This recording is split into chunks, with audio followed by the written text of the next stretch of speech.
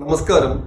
Network marketing business മോദിക്ക് ഒരു ബിസിനസ്സുമായിട്ട് പലരോടും സംസാരിക്കുന്ന സമയത്ത് പല ആൾക്കാരും പറയാനുള്ള ഒരു കാര്യമാണ്, എന്തുകൊണ്ട് എല്ലാവരും ഈ ബിസിനസ്സിൽ വിജയിക്കുന്നില്ല, അല്ലെങ്കിൽ എല്ലാവരും ഒരേമാതിരി ബിസിനസ് ചെയ്യുന്നില്ല, കുറെ ആളുകൾ വെറുതെ ഇരിക്കുന്നുണ്ടല്ലോ എന്ന് ചോദിക്കാറുണ്ട്. എന്താണ് അതിന് കാരണം? നമുക്കറിയാം, വിശപ്പുള്ളവന് ഭക്ഷണത്തിന്റെ രുചി അറിയും, അല്ലെ?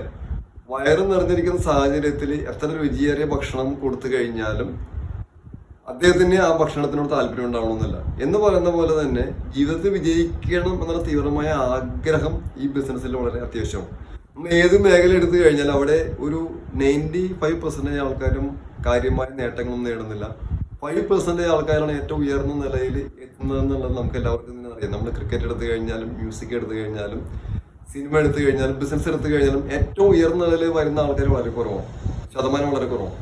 അവരുടെ ആഗ്രഹം അതിനുവേണ്ടി ഡെഡിക്കേറ്റഡ് ആയിട്ട് കമ്മിറ്റ്മെന്റോടുകൂടി പാഷനേറ്റ് ആയിട്ട് പ്രവർത്തിക്കാനുള്ള ഒരു മനസ്സ്, പഠിക്കാനുള്ള മനസ്സ്, കൺസിസ്റ്റൻസി, ഇതെല്ലാമാണ് അവരെ ഏത് മേഖലയിൽ വിജയിപ്പിച്ചിട്ടുള്ളത്. എന്ന് പറയുന്ന പോലെ നെറ്റ്വർക്ക് മാർക്കറ്റിംഗ് മേഖലയിലും ഇത്തരത്തിലുള്ള ഒരു കൺസിസ്റ്റൻസിയും ഒരു ബേണിംഗ് ഡിസയറും അതേമാതിരി തന്നെ എനിക്കിത് വേണം എന്നുള്ളൊരു ആഗ്രഹവും അതിനുവേണ്ടി ഏതറ്റം വരെ ഞാൻ പോകാൻ തയ്യാറാണെന്നുള്ള ഒരു മൈൻഡ് സെറ്റ് നമുക്ക് വേണം. അതിനോടൊപ്പം ഇവിടെ മറ്റു പ്രത്യേകത, ഏത് കാറ്റഗറി ആളുകൾക്കും ഈ ഒരു അവസരത്തിൽ പ്രവർത്തിക്കാം എന്നുള്ളത് ഇതിനൊരു പോസിറ്റീവ് സൈഡ് ആണെങ്കിലും അതിന് നെഗറ്റീവ് സൈഡ് കൂടിയാണ്. കാരണം ഇതൊരു പ്രൊഫഷൻ ആയതുകൊണ്ട് തന്നെ കുറെ അധികം കാര്യങ്ങൾ ഇതുമായിട്ട് ബന്ധപ്പെട്ട് പഠിക്കണം. ഉൽപ്പന്നങ്ങളെ പറ്റി പഠിക്കണം, നമുക്ക് എങ്ങനെ ടീം വർക്ക് ചെയ്യാം എന്ന് പഠിക്കണം, നമ്മുടെ സ്കില്ല് നമ്മൾ ഡെവലപ്പ് ചെയ്യണം, നമ്മളൊരു പ്രസന്ററായിട്ട് മാറണം, നമ്മൾ സപ്ലിമെന്റ്സിനെ കുറിച്ചും നമ്മുടെ പ്രോഡക്ട്സിനെ കുറിച്ചുള്ള പ്രോഗ്രാമുകളിൽ പങ്കെടുക്കണം. പക്ഷേ മിക്കവാറും ആളുകൾ ഇതൊന്നും പങ്കെടുക്കാറില്ല.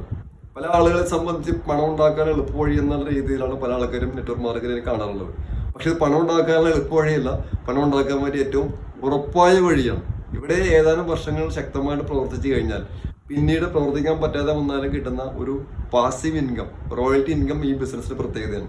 ഇതെല്ലാം മനസ്സിലാക്കി കൃത്യമായിട്ട് പ്രവർത്തിക്കുന്ന ആൾക്കാർ വളരെ കുറവാണ്. ഭൂരിഭാഗം വരുന്ന ആൾക്കാരും എളുപ്പത്തിൽ വരുമാനം ഉണ്ടാക്കാൻ വേണ്ടി ശ്രമിക്കുന്നു.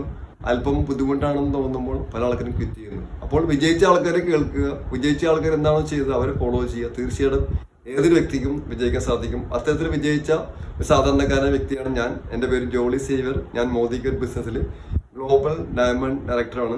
മോദികർ ബിസിനസ്സിലൂടെ ഒരുപാട് രാജ്യങ്ങൾ സന്ദർശിക്കാൻ സാധിച്ചു, സ്വപ്ന വാഹനം സ്വന്തമാക്കാൻ സാധിച്ചു.